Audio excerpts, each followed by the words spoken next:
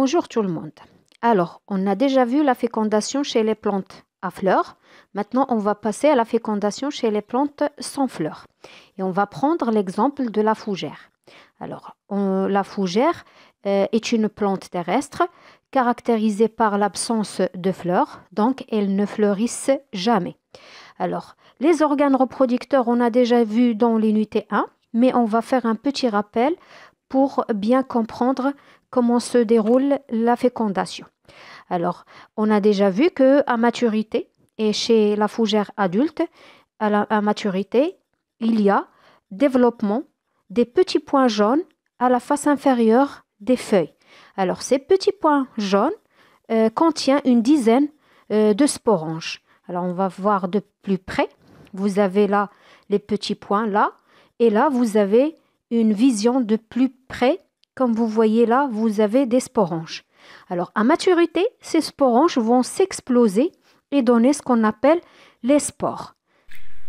Alors, le sporange à maturité, alors là, c'est un sporange. À maturité, il va s'exploser et libérer ce qu'on appelle les spores. Il y en a beaucoup de spores. Alors, ces spores vont être transportés par le vent et au contact du sol, il va germer et donner ce qu'on appelle un protale. Ça, c'est quoi? C'est un protale. Alors, le protale, c'est quoi? C'est une lame verte à vie aquatique, c'est-à-dire il doit y avoir obligatoirement de l'eau.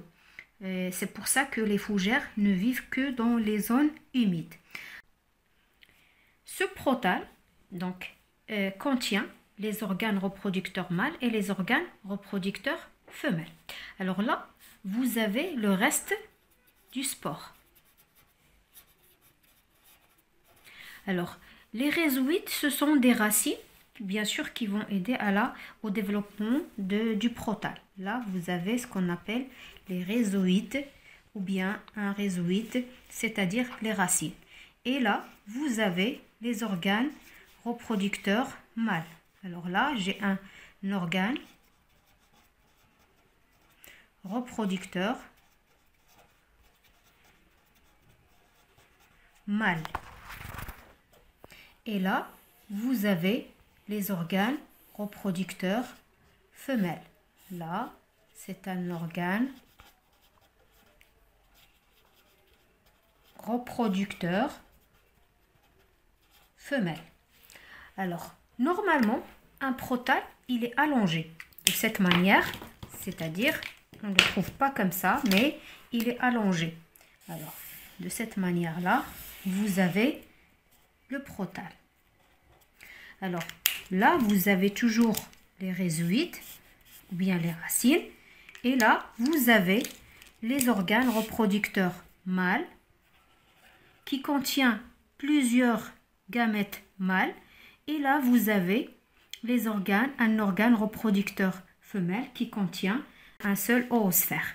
Alors là, vous avez de l'eau. S'il n'y a pas d'eau à ce niveau-là, il n'y aurait pas fécondation. Pourquoi?